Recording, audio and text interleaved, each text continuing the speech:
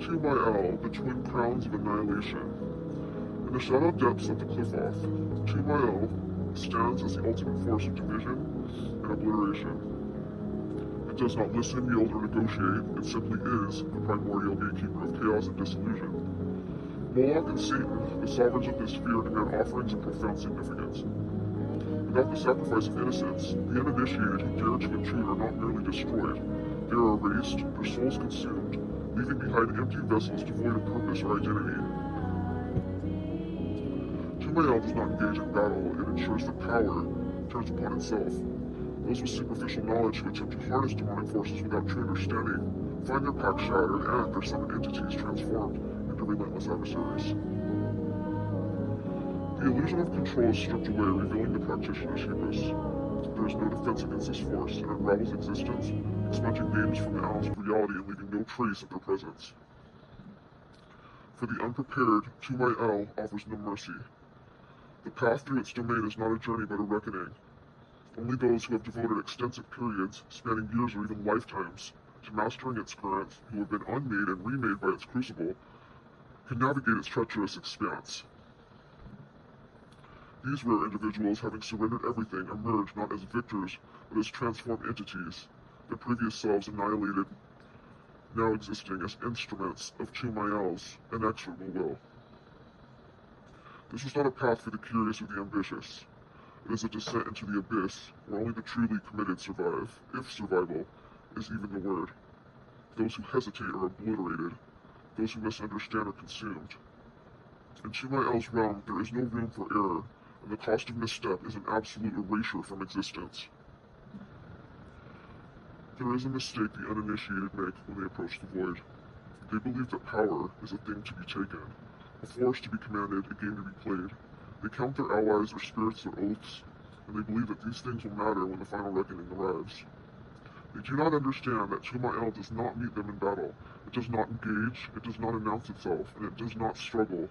It simply removes. The mind is the first to go. The moment they begin to grasp at the concept of Thaumiel, the fractures set in.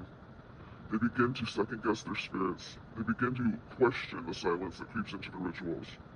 They wonder why the air feels different, why their words do not land the same way, why certainty they once had now trembles beneath their thoughts. This is not an attack. This is the realization that they were never part of the order to begin with. The illusion of power was granted to them by indulgent forces, spirits who humored them, allowed them to believe they stood on solid ground.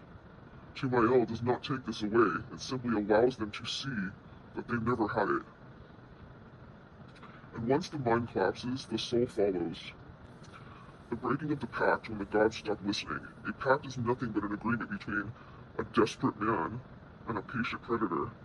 Those who have never walked the path themselves do not understand this. They believe their spirits serve them, that their names are written in the books of their chosen gods, that they have forged unbreakable ties with. Thaumiel does not sever these ties, it makes them meaningless. A spirit will not fight for one it doesn't recognize. A demon will not waste its energy on one who is already lost, and a god will not defend a name that no longer exists. What happens when the practitioner who has built their entire existence around being chosen finds that no one is listening? What happens when their rituals return to nothing?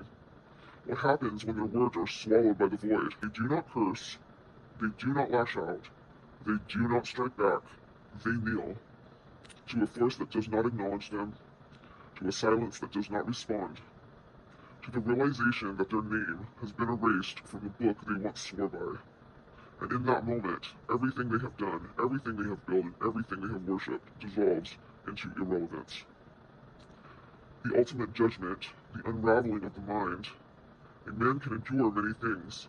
He can endure suffering, hardship, even death, but he cannot endure the unraveling of meaning. The strongest mind can break under the weight of uncertainty. When the sigils no longer hold power, where will he turn? When the rituals bring no answer, what will he do? When the names he has called upon thousands of times do not stir, who will he become? The practitioner who walks the path of Thaumiel does not strike. They make them ask these questions. And then they step back. Let the thoughts eat at them. Let the doubt fester. Let them struggle to sleep at night wondering if they have already been cast aside. Let them wake up with the slow creeping realization that their time is running out, and that something has already decided they do not belong, that there is no way back.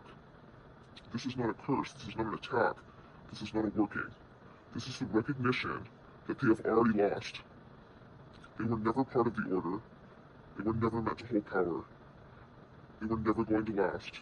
And now, as they stand on the threshold of silence, they will finally understand why no one ever told them they were never meant to be here at all.